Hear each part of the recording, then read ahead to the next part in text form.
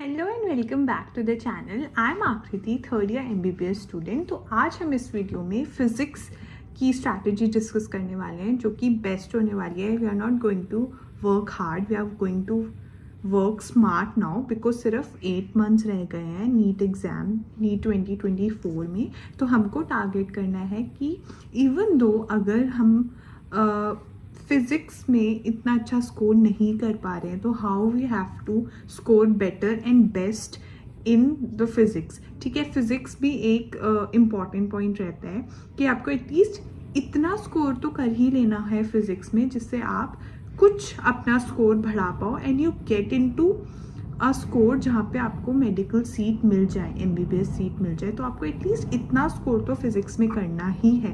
मैं आपसे नहीं बोल रही हूँ कि आप फुल 100 ऑन 100 स्कोर करो। अगर आप 100 और 100 स्कोर करते हो दैट इज़ दी बेस्ट, मतलब वो तो उसके आगे कुछ है ही नहीं।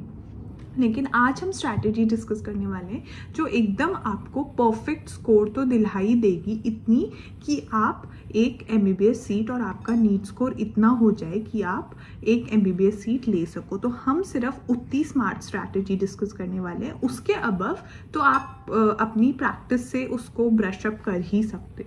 तो सबसे पहले आपको क्या करना है कि आपको सारे चैप्टर्स अभी करने हैं ऐसा नहीं सोच के चलना है। आपको सिर्फ बेसिक जो कुछ यूनिट्स हैं जो बहुत इम्पॉर्टेंट हैं और जिनके बिना आप फिज़िक्स का पेपर बिल्कुल सॉल्व नहीं कर पाओगे और बिल्कुल फिज़िक्स में स्कोर नहीं कर सकते, वो चैप्टर्स आपको ध्यान में रखने हैं कि वो चैप्टर्स कौन से हैं। मैं आपको बताती हूँ जिनको आपको करना ही करना है, कुछ भी हो जाए ये चैप्टर्स आपको फिज़िक्स में करके ही जाने हैं। That is your motion in 1D, जो 11th की स्टार्टिंग काइनेमैटिक्स। ठीक है, ये अगर चैप्टर्स आपको आ गए ना तो आप बहुत से आगे के चैप्टर्स रिलेट भी कर पाओगे और ये चैप्टर्स आपको बेसिक समझने ही हैं।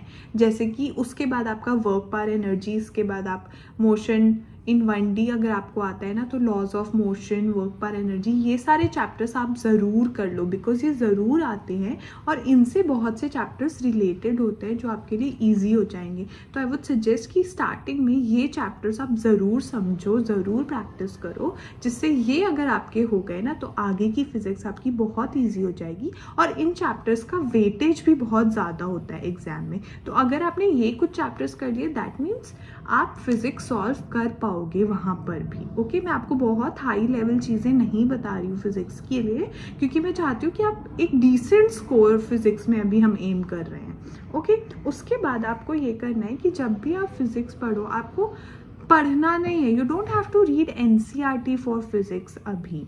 ठीक है, अभी आपको बेसिक से आपको सारी चीज़ें समझ आके आपसे बेसिक क्वेश्चन सॉल्व होने चाहिए और आपको सॉल्व खुद से करने हैं समझने के बाद chapters. Okay, follow a teacher, उसको फॉलो करो, अपनी कोचिंग इंस्टीट्यूट को फॉलो, जहाँ से आपको समझ आता है वो करो। उसके बाद क्वेश्चंस प्रैक्टिस करो। ये नहीं कि आप क्वेश्चंस देख रहे हो अच्छा ये ऐसे होता है। बहुत से बच्चे ऐसे ही फिज़िक्स फॉलो प्रैक्टिस करते हैं बिकॉज उनको समझ नहीं आ रहा होता है। सो दे थिंक कि हम ऐसे समझ लेंगे कि अच्छा ये ऐसे सॉल्व होता है, ओके ठीक है। नो, आपको क्वेश्चंस खुद से प्रैक्टिस करने हैं फिज़िक्स में। आपको चाहे आप अपनी फॉर्मूला शीट आप बना लो, एक फॉर्मूला शीट ज़रूर आपके पास होनी चाहिए जिससे आप, लेकिन आप सॉल्व खुद करो और पूरा सॉल्व करो। You have to go through, you have to get the answer and जिससे आप टिक कर पाओ।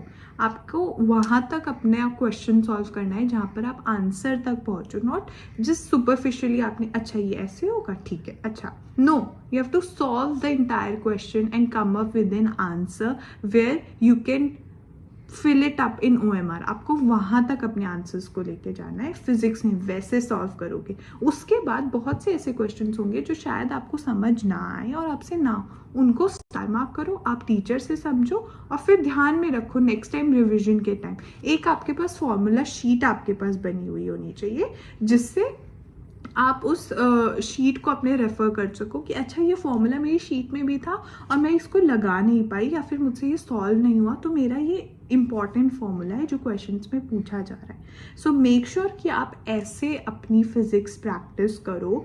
ज़्यादा अभी हम एम